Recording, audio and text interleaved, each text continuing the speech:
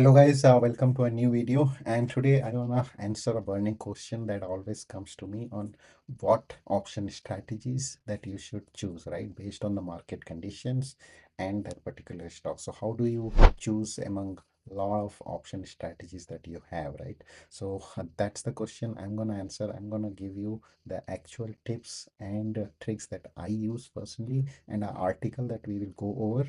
That article clearly lays out what strategies that you should choose, and it's very simple. So if you want to know, stick around, and with that, let's start.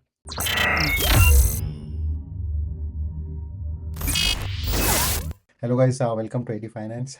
Recently I came across a article, right? And that's the basis that I'm gonna use to explain you how you can simply find the right strategy for you for that particular market condition and that particular stock, right? So it's not a rocket science, it's very straightforward to identify the option strategies that's gonna be profitable for you. So let's go to my desktop, and then I'm gonna go to that article and I'm gonna explain you exactly what it explains and how you can choose the right strategies for you. Okay, guys, so this is the article right on Robinhood. I'm gonna paste that link down in the description so you can check that out, the complete article. But I'm just wanna go to the exact things here, right, which I wanna discuss. So here, so these are the three bullet points, right, that basically sums it up. So these are the three questions that you need to ask to find out what strategies you're gonna apply, right? Are you bullish or bearish? That's the biggest question, right? In a stock, are you bullish or you bearish? Because that fundamentally tells what strategies that you're gonna use, right, in options. Second question is the trend of the stock, right? That's very important to find out what exact strategies that you're gonna choose. Okay, the trend has to be there, either upward or downward, wherever it is, but there has to be a trend for a particular stock. The third is the volatility rate. So volatility plays a big role, right? That's what kind of decides your good extrinsic value of the premium, right? The premium component that you get, that's mostly made up of these extrinsic values. One is the time value, the other one is the volatility, right? So volatility plays a big role. The stocks which are like a dividend kind of stocks, you would have seen they do not pay premium. Why? Because their volatility is very low, and if you have a very low volatility stock, that's not gonna give you that much premium, and that's not what we want, right? As an option seller, you want to collect premium. So if you want to collect premium, you have to pick a stock which has high volatility. Now it cannot be too high, right? It needs to be a balanced one, because if you select something which is too high, then you are in the wrong spot, because then you have selected a bad stock. There must be a reason why the volatility is through the roof, like some pharma companies and all, right? They will have the volatility completely high, they'll have a very good premium, but it's gonna come crashing down. So you will be basically bag holding that stock for a very long time, so you don't want that. So those are three questions that you need to find the answers for. If you have figured out these three, then it's very simple on what strategy. So that's the next part, right? If you come down here, this is the golden, I would say, rule to pick the strategy, right? So call this as a strategy mix, and this gonna tell you what strategies that you should do. So I'm gonna explain you how this is laid out here. So it says stock direction, right? So you pick a direction, either up or down or sideways, right? So those are the three direction. And how do you find out the direction? You look at the trend. Okay, you look at the trend of the stock.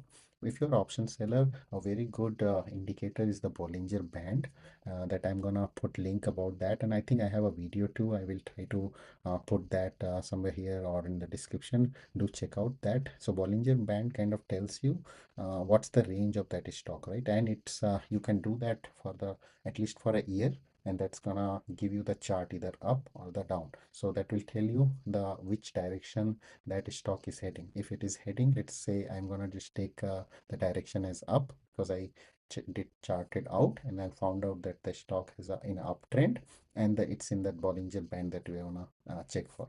So that's the first thing.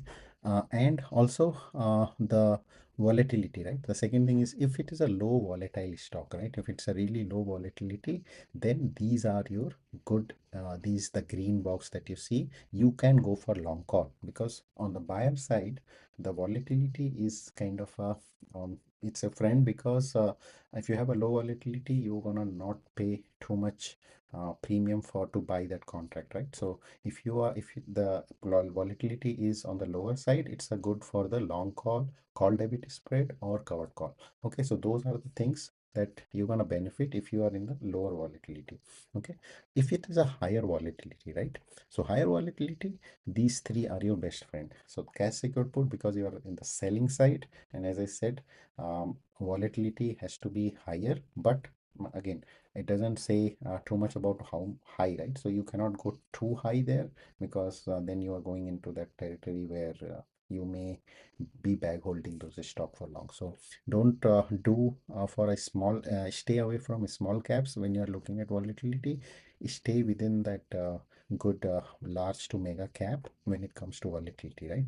That's the rule that I would like to add here. So you need to keep yourself in that large to mega cap stock bucket. Okay, so these three are this, as per this matrix, these three, and I agree completely. These three are you there. As you can see, right, the covered call is in the both category, because covered call is the number one safest options strategies that you can do, right? You don't have much risk here on the covered call, and that's why it's listed in the sideways. So if a stock is going as per the Bollinger Band, right, you can look at and see if the stock is in the sideways movement, then covered call is your good strategy that you can play around.